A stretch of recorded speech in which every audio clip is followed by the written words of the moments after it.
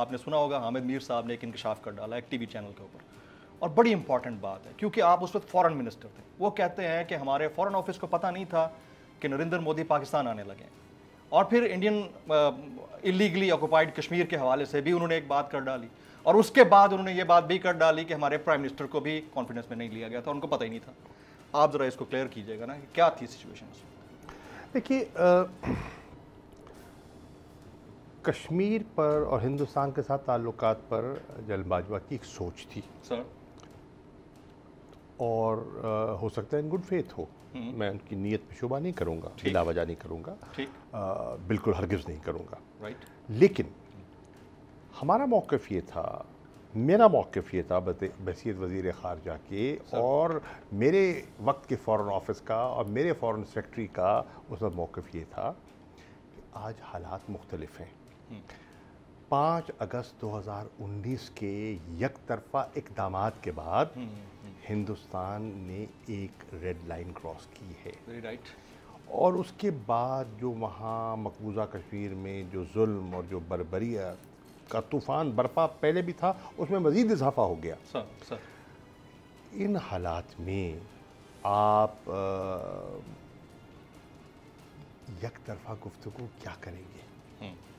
ٹھیک ہے, اور یا تو کچھ تو مطلب ہے کیا بیٹھیں گے سبسٹینشل گفتگو ہو نا, بزنس ایز یوزول کیسے کہیں گے آپ؟ ٹھیک. تو ان کی ایک سوچ تھی. جب کچھ اس کا اشارہ ہوا تو میں جنرل باجوہ کی خدمت میں حاضر ہوا, میں نے ان سے بات کی اور میں نے ان کو کہا کہ دیکھیے کچھ اشارے مل رہے ہیں اور آپ کی خواہش ہے کہ کچھ چیزیں آگے بڑھیں, تعلقات میں بہتری ہے, ہم بھی چاہتے ہیں تعلقات میں بہتری ہے, عمران خان بھی یہ چاہتے تھے. انہوں نے پہلی تقریر یہ کہی تھی, you take 1 step towards peace, we will take 2. تو اس کا مطلب ہے ہم مہاظرہ ہی نہیں, ہم مہاظرہ ہی نہیں چاہتے تھے. ہم چاہتے تھے اور چاہتے ہیں کہ ہمارے ملک کے جو اندرونی چیلنجز ہیں, مطلب ہے روٹی کپڑا مکان کے, معیشت کے, ہم اس پر توجہ دیں. اور وہ کیسے ہو سکتی ہے اگر ہمارے مشرقی اور مغربی سرحدوں پر امن ہوگا.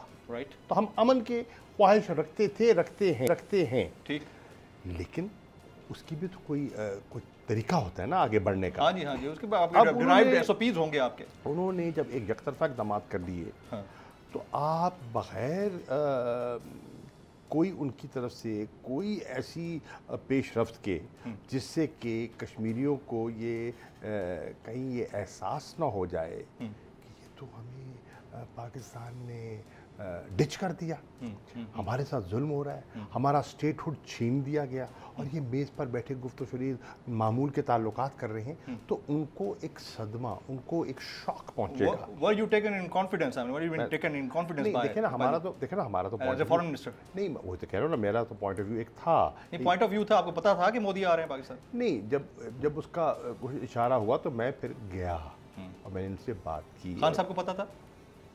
خان صاحب کو مجھ سے بہتر ہی پتہ ہوگا, یقیناً مجھ سے بہتر جانتے ہوں گے.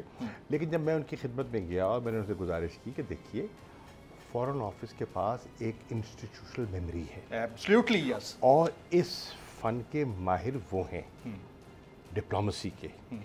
آپ فورن آفس کو اعتماد میں لیجیے, وہ باریکیاں جانتے ہیں, اور باریکیاں جانتے ہیں. تو خیر نے مہربانی فرمائی, انہوں نے کہا ٹھیک ہے آ جاتے ہیں, بات کرتے ہیں. میں نے ان کو دعوت دی اور وہ فورن آفس آئے, جنرل باجوہ آئے, ڈی جی آئے, ان کی پوری جو آپ کے فورن سیکرٹری اور پورے آپ کے ڈپلومیٹس بیٹھے تھے, پوری ان کی ٹیم آئی جو ان کے ساتھ جو ان کی معاونت کرتی ہے, ان کی ٹیم موجود تھی. میں نے اور فورن سیکرٹری نے فورن آفس کا نقطہ نظر پیش کیا.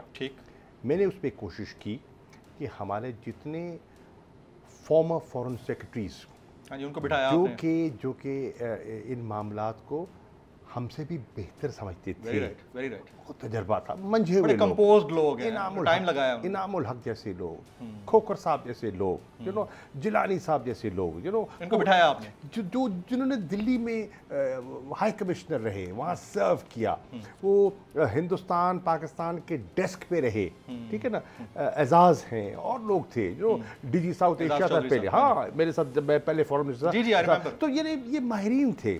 اچھا, اور بہت اچھے منجھے ہوئے لوگ, تہمینہ جنجوعہ, بڑے اچھے نام.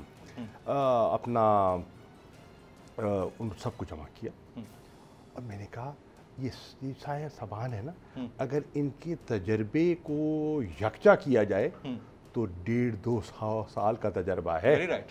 تو ان کی سنیے.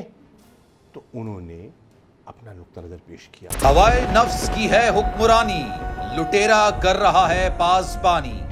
بول نیوز کے مارکیٹنگ ہیڈ آکاش رام تاحال لاپتہ, تفتیشی ادارے جواب دینے سے قاصر. اہل خانہ پریشان, بیٹے کی جدائی میں ماں غم سے نڈھال.